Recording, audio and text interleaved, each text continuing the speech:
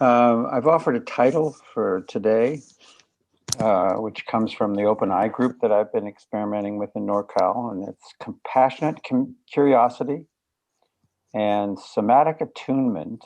I'll define what that means, with principles of Aikido. I found this perspective on my MKP work, which is now going on 7 years old. Quite naturally, I had 35 years studying Aikido. MKP work is embodied. It's a sophisticated, facilitated mind-body practice. So what is somatic attunement? I want to suggest that we reverse that mind-body title, call it body-mind. In our facilitated processes, we learn about feelings in the heart by answering questions like, what's it sound like? What color is it? Where does it exist?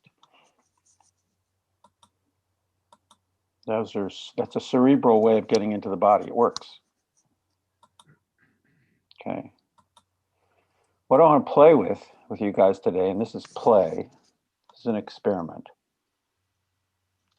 is looking to the body first, locating it in space, feeling and asking, does it have a voice? It's really the same objective. The elements are mixed up a bit.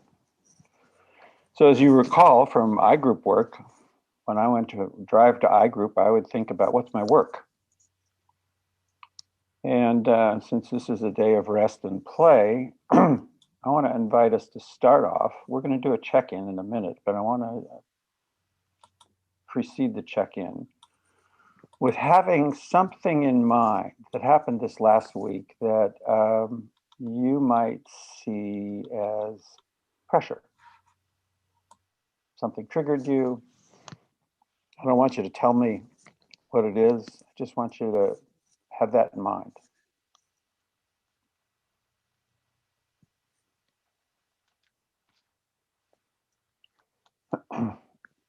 And I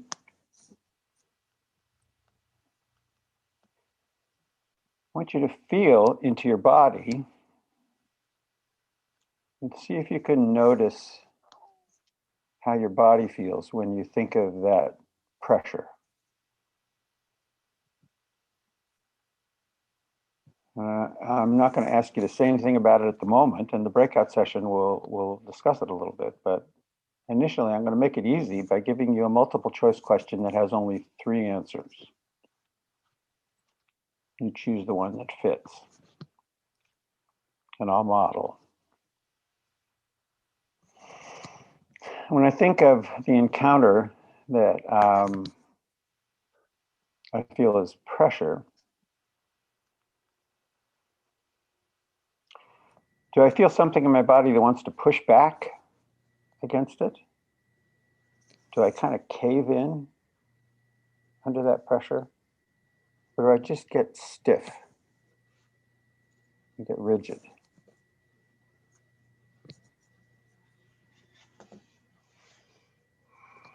In Aikido, we say an awful lot that energy follows attention.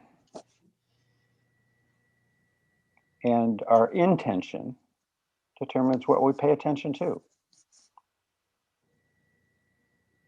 Somatic responses are quite natural. They grow on their own. If I can feel my embodied response to pressure, it'll change. And we're going to work with changing that embodied response in the body. I'm not going to ask you a lot of questions about it. We're not going to do processes. We're just going to change our stance, our attitude that's embodied in our stance or our posture, and see how that affects the feelings that we have in our heart and the thoughts that we have in our head. So when we go to our breakout session, we're going to do two things. We're going to check in. And even before we check in,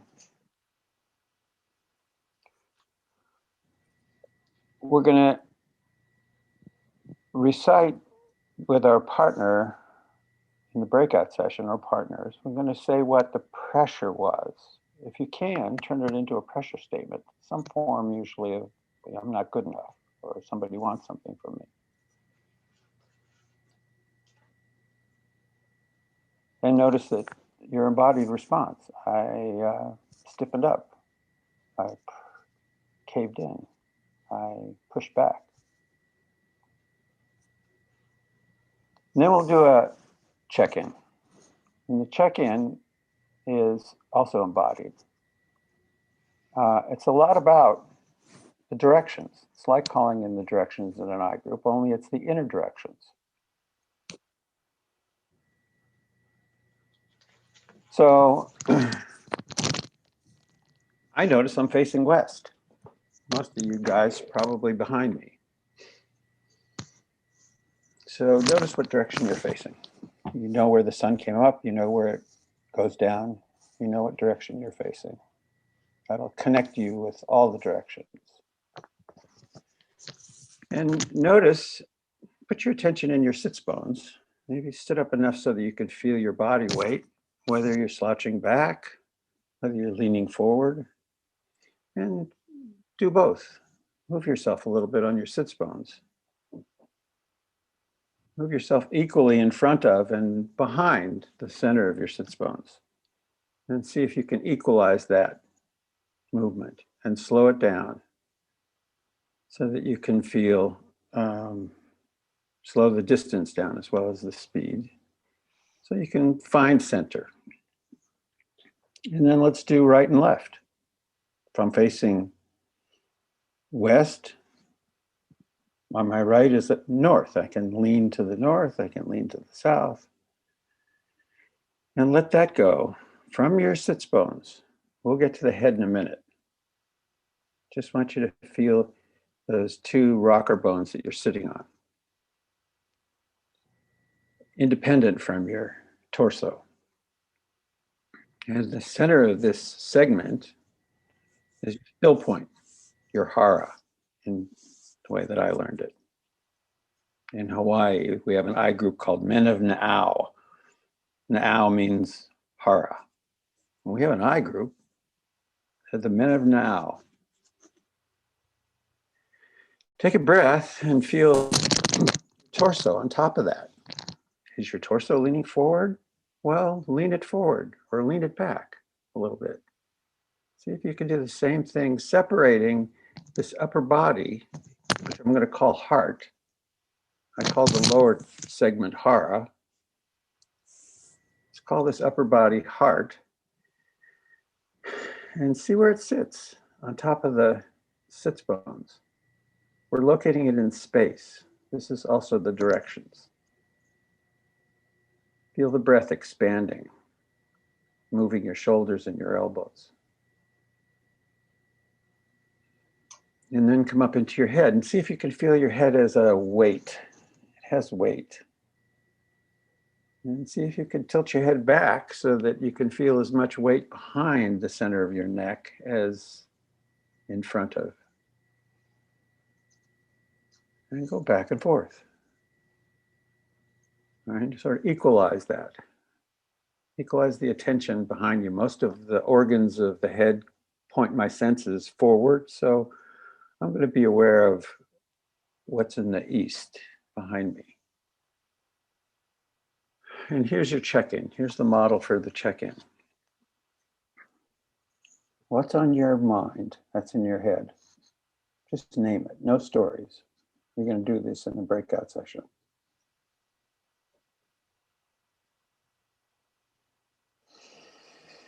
And leave that. Take a breath and drop into your torso, to your heart. Notice there's a different kind of knowing here in your heart, my heart. It's my emotional wisdom. I have this job I have to do in my head. And my heart, I feel some excitement, a little bit of struggle, a little bit of pushback.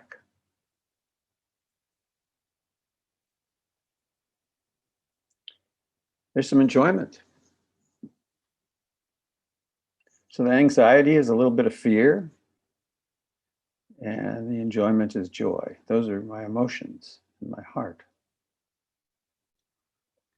That's my share from my heart. What's in my hara? I don't know. I have to let my emotional content settle down and be in this place of stillness. It's dark, it's still, it's quiet. It doesn't really have a clear voice. But I can imagine. Actually, it starts with acknowledging that I don't know. So I can ask, what don't I know? That's my share from my hara. I don't know how this tension of this job I'm working on is going to turn out. I don't know what I'm going to learn from it. I can intuit that if I can stay centered and grounded, which is what we're going to be working with today, that'll be good. There'll be room for my head. There'll be room for my heart. And I'll be in my hara. And I notice as I sit here, if I can feel my head above my heart and my heart above my hara, it creates a line going right to the center of the planet, 4,000 miles straight down, which has this mysterious attraction for me and you and everything. All the men on the planet and the women are attracted by this magnetism we call gravity. So my hara is a place of connection with the planet, with you and me, beyond the planet, with the moon. It's held to the earth by the force of gravity, and all of us connected to the sun by the same magnetic force. So I know that unknowable place by being in my hara. I can't think my way there. I really can't even think my way into my heart. I sort of can. We've learned to do that, but better that I go there, better that I tap my sternum. Maybe at this point I just give you a little helper here.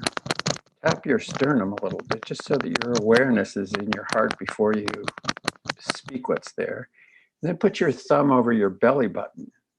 And in the center of your palm is somewhere deep in that segment of your body is your hara. And when you check in from head, heart, and hara, do that first. Put your attention in your body and then do your check-in.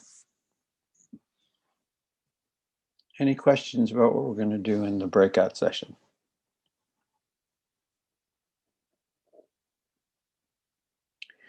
Okay, I want to close with a bit of a meditation. I want you to listen to some sounds that I'm going to make. Join with me if you wish.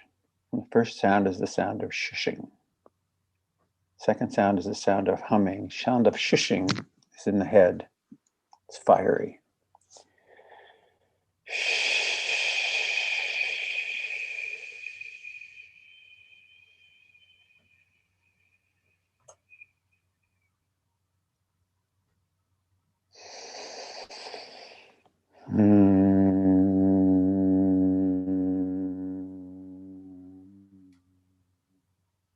The humming sound is in the belly.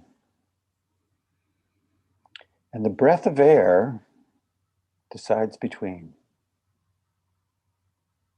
That's the silence.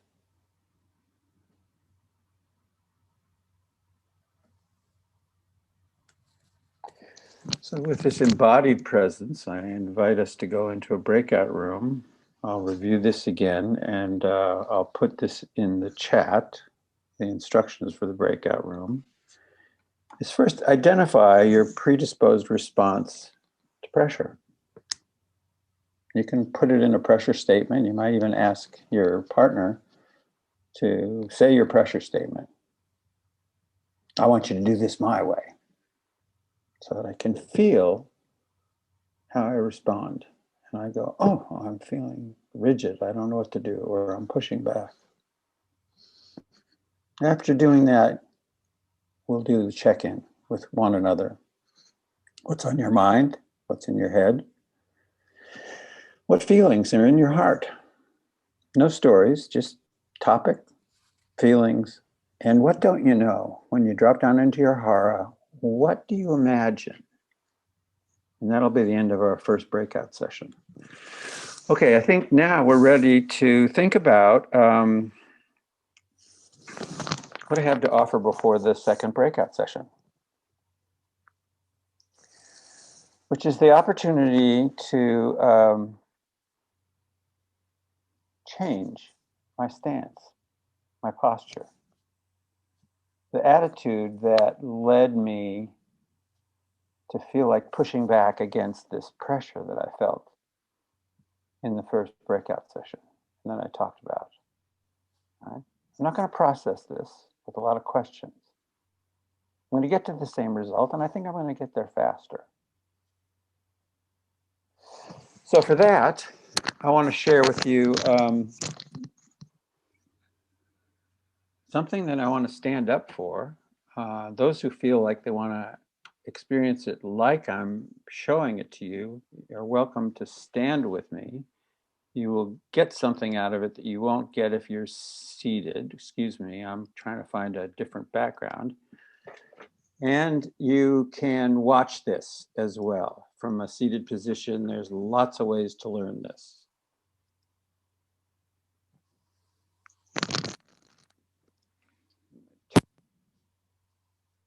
You guys hear me from here.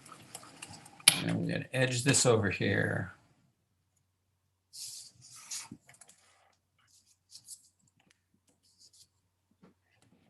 I'm going to stand up. And if you can't see my head, that's my intention. I want you to see my body from here.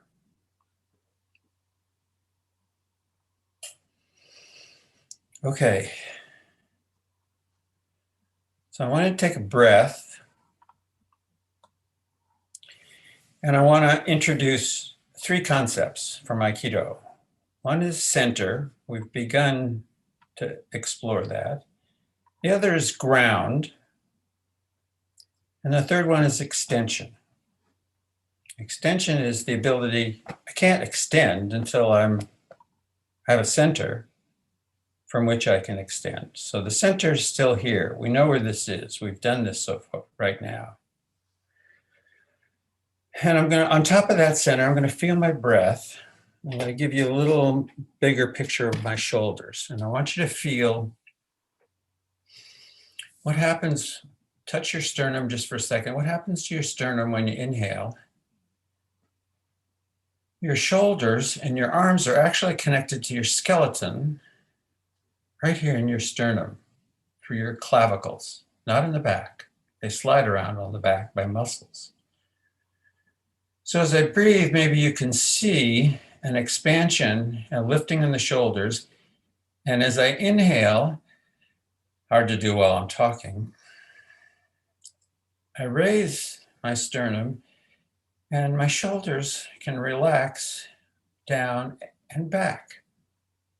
So feel that. Take a couple of breaths. Feel your sternum rising. And on the exhale, feel your shoulders widening and settling behind you in the back. You're opening your chest with your breath. And you're settling behind you. This is the motion. My head's in a different place. So feel that. See if you can rebalance your head a little bit. Maybe further back. It's certainly further from the floor. I can feel that. Speaking about the floor, let's connect to the floor. I'm going to connect to the floor from here. So I'm going to let my knees bend just a little bit, not really bend. I'm just going to make sure they're not tight. When they're tight, I lean forward. When I just find the middle, actually, I'm going to start by shifting my weight toward my toes and then my heels with my knees. See if you can let your knees float in that interim space in the same way that we did earlier with our weight over our pelvis. And then let's let your weight settle deep into your left foot and then deep into your right foot. Drop as you shift weight, as though you're standing on the center of the planet and you're going to touch the center of the planet with your body weight. And then slow that movement down and find center right to left. So I found center right to left, and toes to heels I've found center, forward and back. And being in my center, my voice has changed. I'm slowing down my speech. Let your arms just relax and hang there and feel what happens in your elbows and your hands, and see if you can feel some movement as you breathe into your elbows and your hands. Stay connected with your belly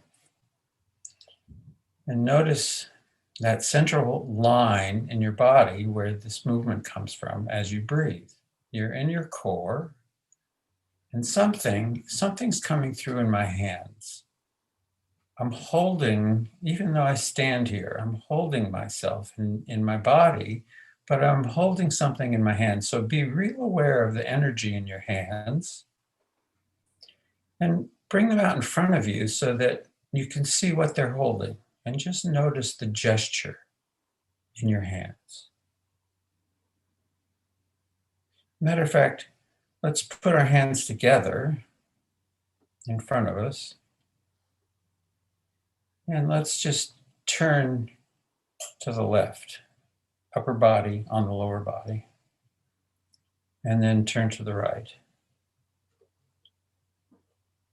and back to the left. And notice what's happening in your feet. Slow, slow, slow, real slow, not very much, Feldenkrais speed, real slow, just to make the neuromuscular connection. We're curing sensory motor amnesia. We're integrating nervous system and muscular, sensory motor. And then slow that movement down so that your hands are right in front of you. And notice the shape and the posture of your arms. Now what I'm going to do is I'm going to separate my palms. I'm going to keep my fingers together so that your fingers are touching, but there you go. And my fingers are touching, but my wrists are apart.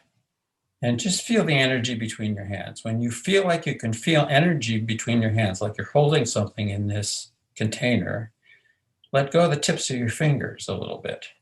Spread them out just a couple of inches and open them up a little bit like a bowl or a basket. Still feeling the energy of what's in your hands. Take a breath into that and feel its connection with your hara, your center. And see if you can just extend that connection out. Just offer it a little bit more.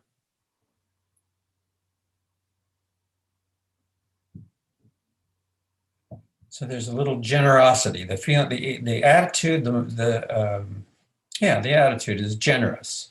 The attitude is also receptive.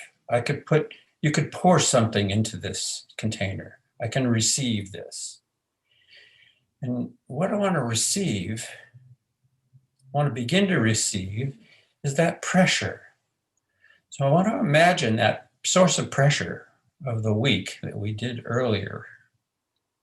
I want to imagine it as something that's coming and grabbing my wrists with both of its hands and putting some weight or pushing me back with it. As a matter of fact, I'm going to take a step back with one foot, either one, a little bit of a triangular stance. I'm going to keep my hands in front of me and balance my weight between my front foot and my back foot. And I'm still holding my hands and feeling this quality of energy. And as I'm slowing this movement down,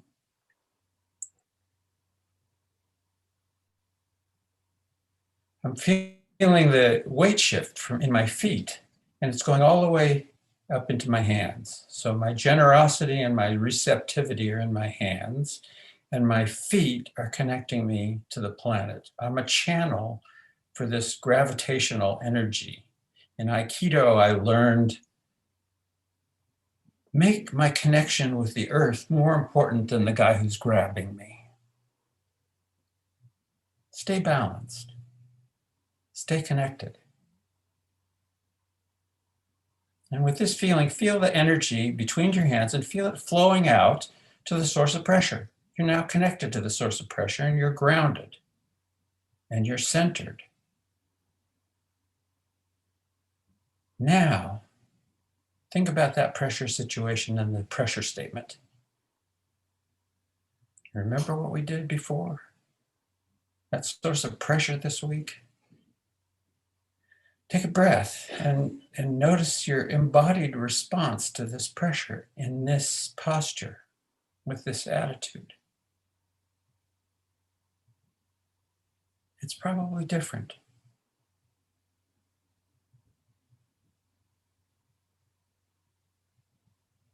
In the next breakout session, you're going to have an opportunity to share with your brothers. How does it feel different in your body to have this embodied stance and attitude? How does it feel different from, in my case, pushing back against this pressure? When I was pushing back and wanting my way, I had this attitude in my body. Ground, center, extension. Now I can embrace this pressure. I can say, I can be big enough to hold us both. There's a win-win here. Take a breath, and without losing this connection with one another and with the planet, let's sit again together.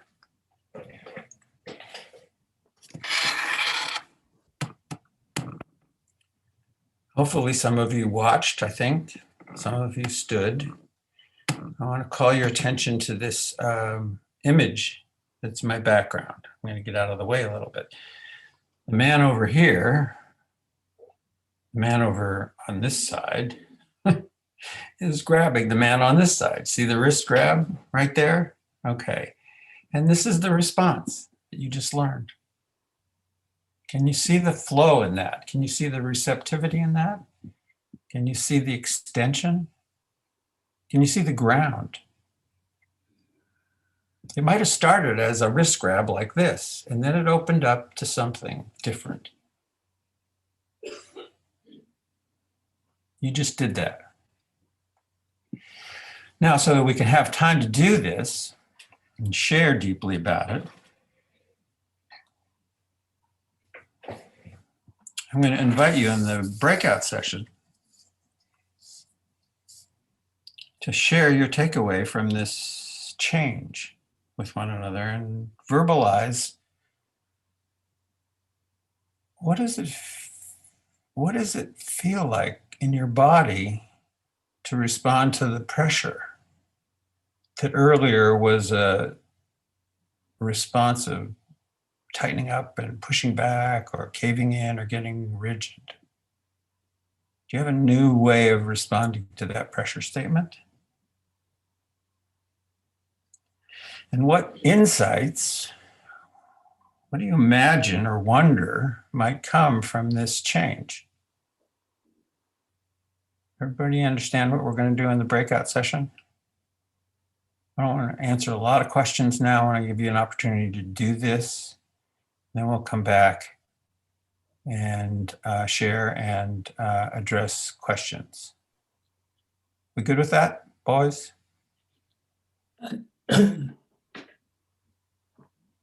Okay. Tom, send us out. I'm gonna suggest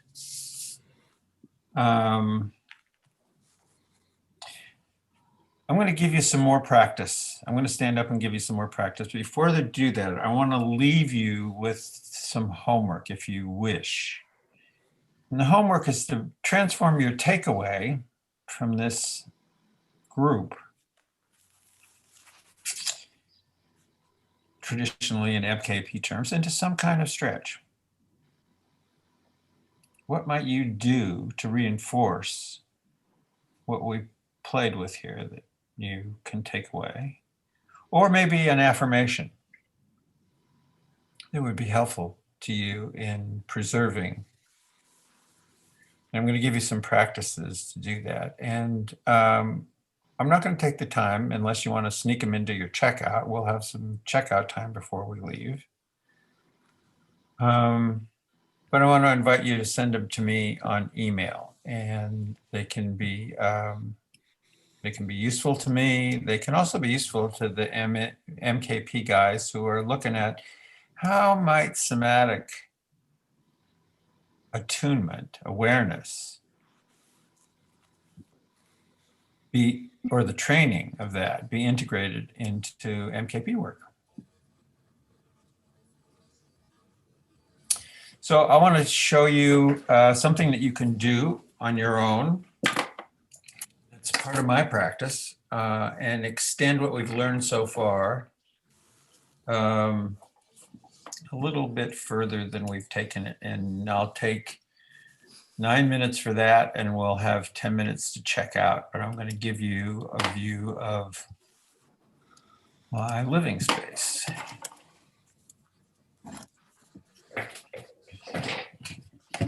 Get back over here.